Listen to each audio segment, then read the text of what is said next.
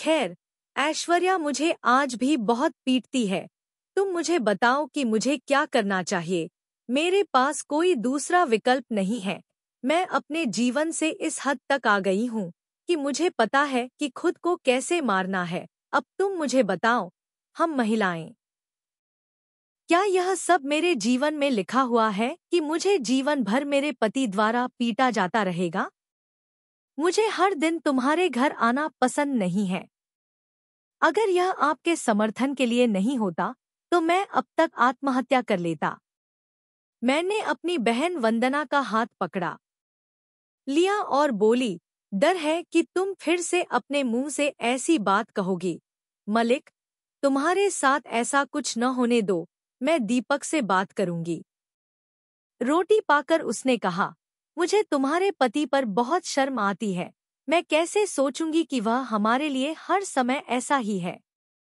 वंदना घर आती रहती है। नहीं वंदना, दीपक ऐसा नहीं है। कुछ भी मत सोचिए कि वंदना, तुम अपने पति को तलाक क्यों नहीं देते? अपने जीवन से छुटकारा पाओ। उसने तुम्हें ऐसे व्यक्ति को क्या दिया है, लड़ाई के अलावा? कौन जानता है मलिक, वंदना ने तुम्हारे लिए कुछ अच्छा प्लान किया है। मुझे अजीब आंखों से देखा और खाने लगा। वर्षा, तलाक के बाद मैं कहाँ जाऊंगा? मेरे पास जाने के लिए भी जगह नहीं है। मैं उसके शब्दों को सुनकर चुप हो गया। आखिरकार वह सही बात कह रही थी।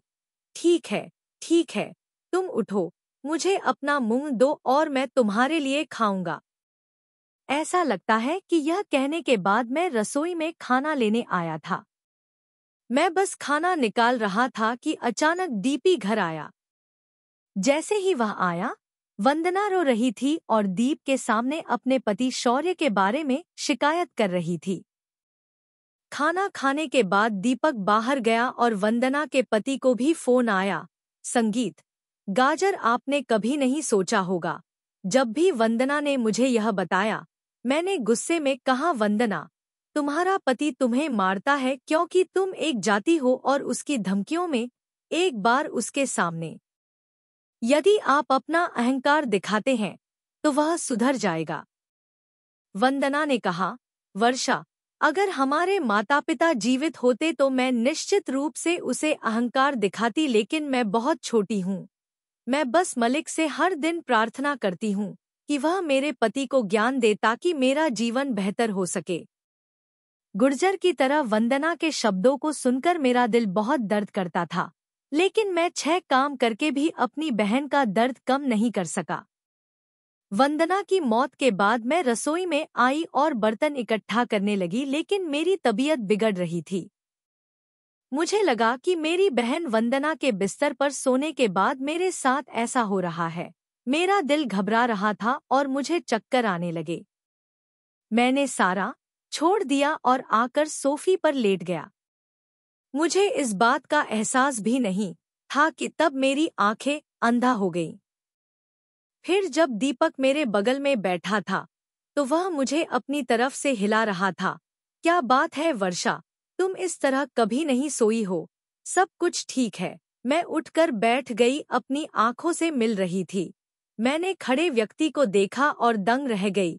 मैं पिछले 4 घंटों से वहां हूँ। मैं सो रहा था।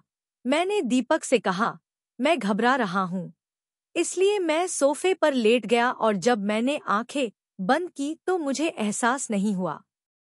मेरी हालत देखकर दीपक घबरा गया। मैंने दीपक को बताया, लेकिन मुझे अभी भी कुछ महसूस नहीं हो रहा है। घबराहट महसूस करना। दीपक ने कहा, ऐसा तब होता था जब आप रसोई में कम समय बिताते हैं। आपका स्वास्थ्य ऐसा ही रहेगा। जिसके बाद आपकी बहन वंदना आती है कि आप उसके लिए हफ्ते में 2 बार इतना समय बिताते हैं। तो यह वही जाति है जो वंदना के बड़े भाई की है। मैं दीपक से किसी बात के बारे में बात करना चाहता था, लेकिन उसे इतना चक्कर आ रहा था कि मैं बैठ गया और दीपक ने कहा, चलो मैं तुम्हें डॉक्टर के पास ले जाऊंगा। मैं पूरे दिल से डॉक्टर के पास गया, लेकिन उसने मेरी बात सुनने से इनकार कर दिया। एक दिन सनी और वह मुझे जबरदस्ती डॉक्टर के पास ले गए।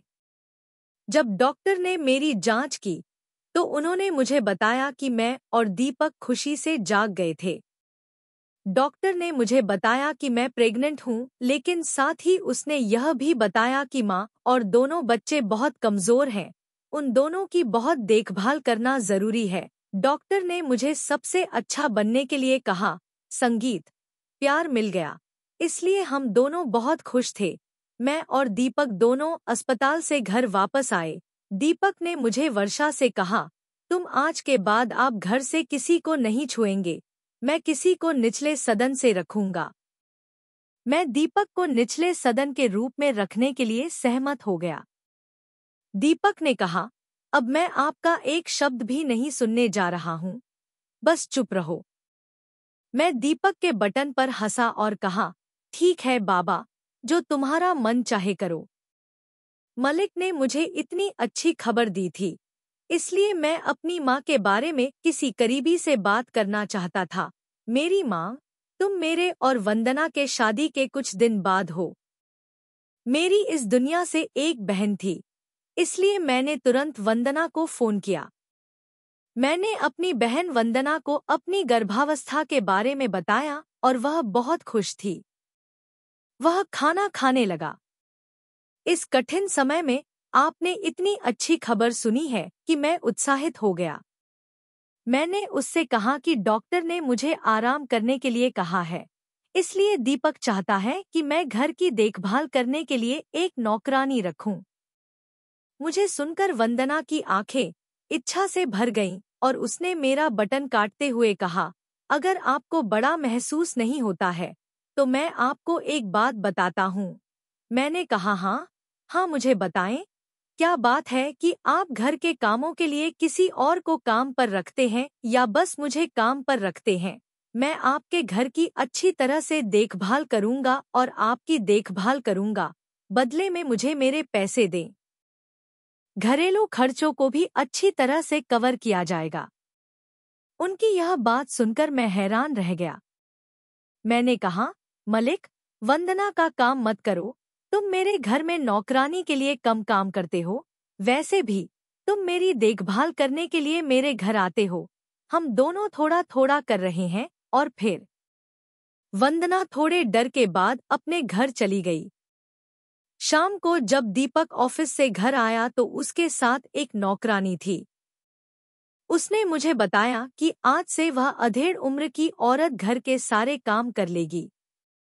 मुझे सही लगा। मैं दीपक के बटन पर सहमत हो गया। मैंने अपना सिर हिलाया, लेकिन जब हम सोनी को रात के खाने के लिए ले गए तो उसने मेरे और वंदना के बीच हुई बातों के बारे में बताना शुरू कर दिया। मैंने दीपक से पूछा, अगर वंदना मेरे घर आना चाहती है तो क्या तुम मुझे आने दोगी? दीपक ने मेरी ओर देखा और कहा, अरे, बहन का प्यार वर्जित है, लेकिन मैं पुरानी चीजों को नहीं भूल सकती। अगर आप अभी के दिनों की बात करेंगे तो आपको सब कुछ समझ में आ जाएगा। दीपक के मुंह से ये सब बातें सुनकर मेरी आंखों में आंसू आ गए। मैं सोच रहा था कि मेरी बहन के बारे में सारी बातें बताने की जरूरत क्यों पड़ी। काश मैंने अपनी बहन को कौन सा बटन नहीं बताया होता। संगीत, मेरी नौकरानी दिनरात सारा काम करती है और मैं आराम करती रहती हूँ। मुझे बहुत खाली समय मिलता है। अपने समय में मैं अपनी बहन से बात करता हूँ। हम दोनों ने साड़ी पहनी और काफी देर तक बात की। समय धीरे धीरे बीत रहा था।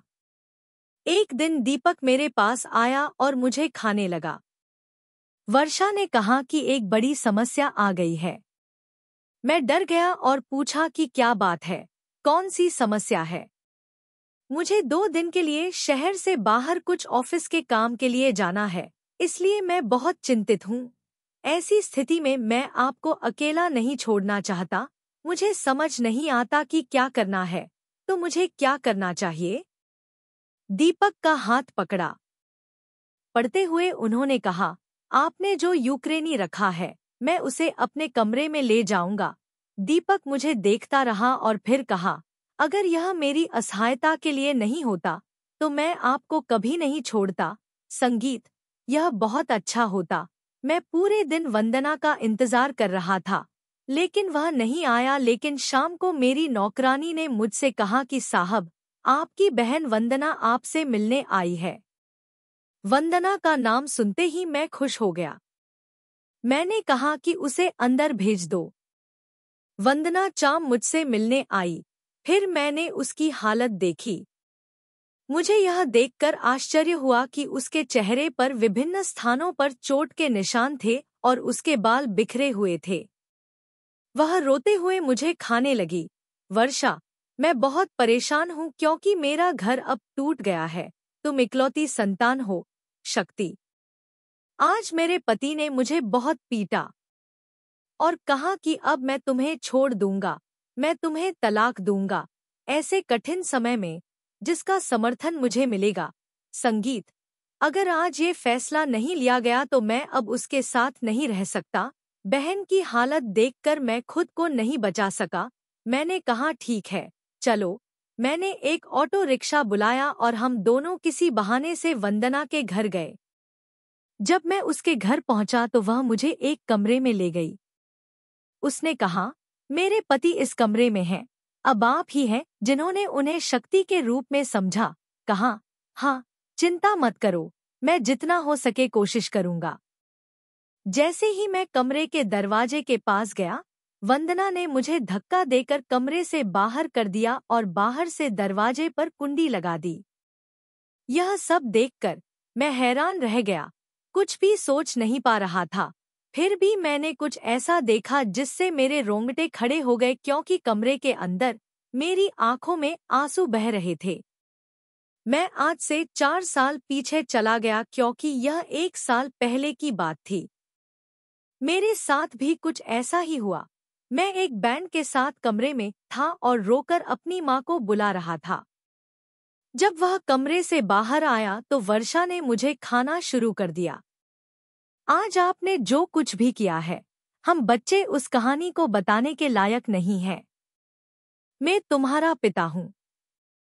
मैं आपको क्या बताऊं? मैंने कहा, माँ, मेरी गलती इतनी बड़ी नहीं है, तुम मुझे समझने की कोशिश करो। माँ ने कहा, बैंड नॉनसेंस वर्षा, और इसके बाद एक शब्द भी मत बोलो क्योंकि तुम्हारे पिता घर आए हैं, तुम बोल नहीं पाओगे। मैं वास्तव में डर गया था, इसलिए मैं चुप रहा। पापा, घर आकर मैंने दोनों बहनों से पूछना शुरू किया। फिर मैंने वंदना की आवाज सुनी। वंदना और मैं जुड़वा बहनें थी। वंदना पापा के पास बैठ गई और खाने लगी। क्या हुआ पापा? मैं यहाँ हूँ, पिता ने कहा। हाँ, इसे मत लो, वह तुम्हारा सम्मान खराब करने में कोई कसर नहीं छोड़ रहा है। तो माँ की आवाज बोली, बंद करो वंदना, जब तुम पिता के लिए खाना खाते हो। पिता ने कहा, नहीं, मैं खाना नहीं खाऊंगा। वंदना, क्या बात है? पहले मुझे सारी बात बता दो। मैं कमरे में बैठा हुआ था और ये सारी बातें सुनकर हैरान रह गया। मंत्र ने कहा, पापा, मैंने वर्षा को अपने हाथों से पकड़ लिया है। यह सब देखकर मैं इसे बर्दाश्त नहीं कर सका, इसलिए मैंने उसे कमरे में बंद कर दिया है। पापा, मैं आपको एक बात बताता हूँ। वर्षा, एक बच्चे के रूप में मुझे मर जाना चाहिए, अन्यथा भविष्य में मैं आपकी प्रतिष्ठा को धूमिल करने में कोई कसर नहीं छोड़ूंगा। कुछ डर था और वहां खामोशी थी। फिर अचानक मेरे कमरे का दरवाजा खुला। पिताजी सामने खड़े थे। मैं वहां था। उन्होंने मेरा हाथ पढ़ा और मुझे उठाया। ऐसा लग रहा था कि आज पापा मुझे जिंदा नहीं छोड़ेंगे। मेरी हालत देखकर पापा मेरे लिए एक गिलास पानी लेते हैं और खाने से पहले मुझे पानी पीने देते हैं। मैंने कई हाथों से उसका गिलास पकड़ा और पानी पीने लगा। पानी के बाद अब पापा ने मुझे बताया। मुझे बताओ, क्या बात है? घर में कौन सा किम का नाटक चल रहा है? मैंने उसके बटन पर खाना डाला और उसने कहा, पापा, मैं वास्तव में आपकी गलती हूँ। मैंने एक बड़ा अपराध किया है। मैं आपकी अच्छी बेटी नहीं हूँ। पापा, मेरे सिर पर उसने अपना हाथ रखा और कहा, पहले मुझे अपनी गलती बताओ। मैंने कहा, पापा, आपने मुझे और वंदना को जो मोबाइल फोन दिया था, उस पर मैंने एक फेसबुक आईडी बनाई। फेसबुक पर मेरी मुलाकात दीपक नाम के एक लड़के से हुई। मैंने उससे बात करना शुरू किया। हमने सिर्फ बटन में बात की। हम दोनों एक दूसरे को पसंद करने लगे। फिर उसने मुझे अपना मोबाइल नंबर दिया। अब जैसे जैसे रात होती है, हम दोनों फोन पर बात करते हैं, लेकिन किसी को इस बारे में पता नहीं था। लेकिन आज जब मैं उससे बात कर रहा था, तो मैं बहुत तल्लीन था। मैंने नहीं देखा कि कौन कमरे में आया, क्योंकि बातचीत इस तरह की थी। उसने मुझे बताया कि उसे बहुत अच्छी नौकरी मिल गई है और अब वह अपने परिवार के बीच हमारी शादी के बारे में बात कर सकता है। हम दोनों ऐसे ही बातें करते रहे। रुक रही थी तो अचानक वंदना आई और हमारी बातचीत सुनी। उसने मेरे हाथों से फोन छीन लिया और मुझे इस कमरे में बंद कर दिया। पापा ने कहा, वर्षा, रात में किसी अजनबी से इस तरह बात करना बुरा है। तो आपको अच्छी तरह से पता होगा। मैंने सहमति में अपना सिर हिलाया। फिर आपने ऐसा क्यों किया? मैंने कहा, पापा, बहन चली गई थी। पापा ने कहा, ठीक है, मैं इस बारे में लड़के से बात करूंगा। मैंने कहा, लेकिन फोन वंदना के पास है। संगीत, फोन ले आओ। मैं कमरे से बाहर गया और वंदना से कहा, मुझे मोबाइल।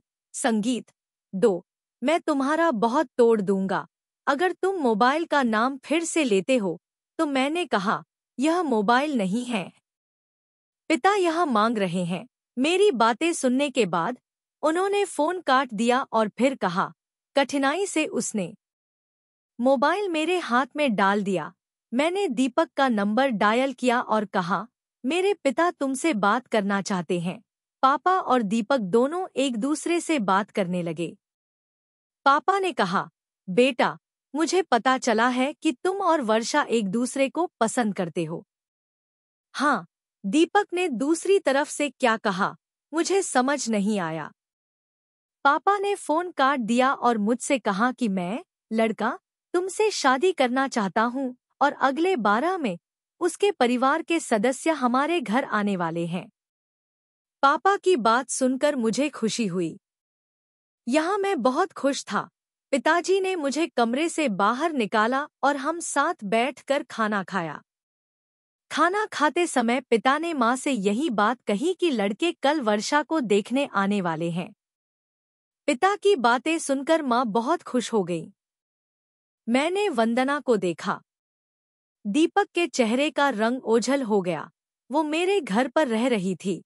अगले दिन एक बड़ी गाड़ी हमारे घर के सामने रुकी और आसपास के लोगों को देखा। मैं दीपक के परिवार की जीवन शैली देखकर हैरान रह गया। मैं बहुत अच्छा इंसान था। दीपक के परिवार के सदस्य, मेरे पिता और माँ दोनों मुझे बहुत पसंद करते थे। इस तरह मेरे और दीपक के बीच संबंध तनावपूर्ण हो गए।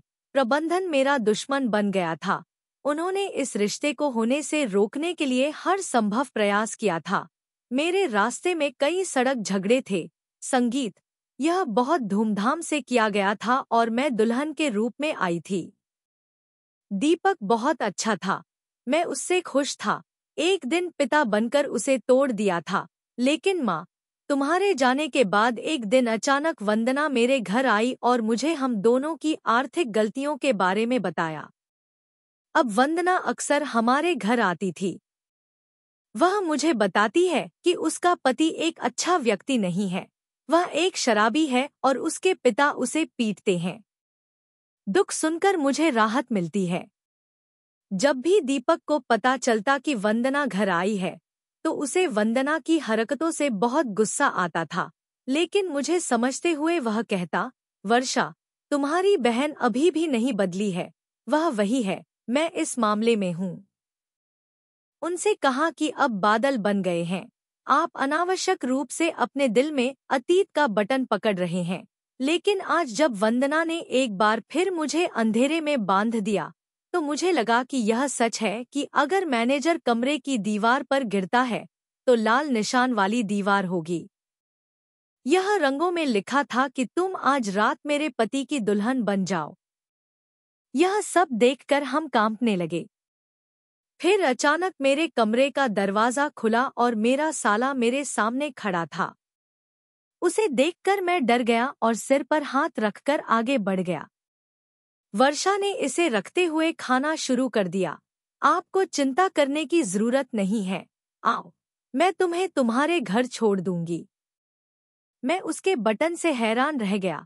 एक लंबी गहरी सांस ली और फिर कहा, मैं तुम पर कैसे भरोसा कर सकता हूँ? मैंने अपनी बहन का जीवन बर्बाद कर दिया है और वह इसे रखती है।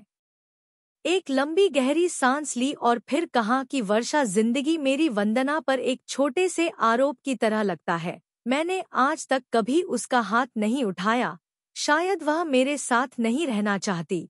मुझे मेरे जीजा शौर्य की बातें सुनकर आश्चर्य हुआ। उन्होंने कहा कि आज जब मैं घर आया तो उन्होंने मुझे खाना शुरू कर दिया। मैं आपसे एक उपहार ले रहा हूँ, जाओ और कमरे में देखो। मुझे कुछ समझ नहीं आया, इसलिए मैं कमरे में आया, लेकिन जब मैंने आपको देखा तो मैं हैरान रह गया। समझ गया था, यहाँ तक कि मेरे सपनों में भी। मैंने कल्पना भी नहीं की थी कि वंदना अपनी बहन के साथ ऐसा कर सकती है। वह किसी का काम नहीं है। मेरे जीजा शौर्य मुझे घर ले गया, लेकिन जैसे ही मैं घर आया, मेरे सामने का दृश्य देखकर हैरान रह गया, क्योंकि मेरी बहन ने मेरे पति को पहना हुआ था। मैंने कोशिश की कि जब वंदना की नज़र हम पर पड़ी तो वह डर गई।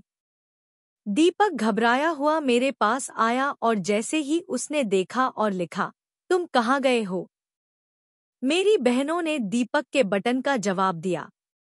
यह सब जानने के बाद दीपक ने मुझसे कहा, वर्षा, मैंने आपको बहुत कुछ समझाया जो आपकी बहन से दूर रहना चाहिए, लेकिन आपको कुछ समझ में नहीं आया। आप अपनी बहन के प्यार में पागल थे। वर्षा, मैं तुम्हें बताना नहीं चाहती थी क्योंकि मैं सोच रही थी कि मुझे नहीं पता कि तुम मुझ पर विश्वास करोगे या नहीं, लेकिन आज मैं आपको बता रहा हूँ कि जब भी आपकी बहन वंदना मुझसे अकेले मिलती थी तो वह आपके खिलाफ भड़काने की कोशिश करती थी। लेकिन वर्षा, मुझे खुद से ज्यादा आप पर विश्वास था और आप सोच रहे होंगे कि मैं इतनी जल्दी वापस कैसे आ गई। मैं दूसरे शहर में थी। मैं हाँ जा रहा था, लेकिन अचानक मैं के लिए कि अगले महीने होगा, इसलिए मुझे वापस आना पड़ा। वर्षा, तुम्हारी बहन तुमसे नफरत करती है, लेकिन मेरी नज़र उस पर है और मुझसे शादी करना चाहती है क्योंकि उसकी नज़रें मेरे पैसे से ज्यादा मुझ पर हैं। यही कारण है कि आज उन्होंने यह सारा नाटक किया। यह अच्छा है। आज वंदना की सच्चाई सबके सामने आ गई। उसने कहा कि अब मैं उसके साथ नहीं रह सकती, मैं उसे तलाक दे दूंगी।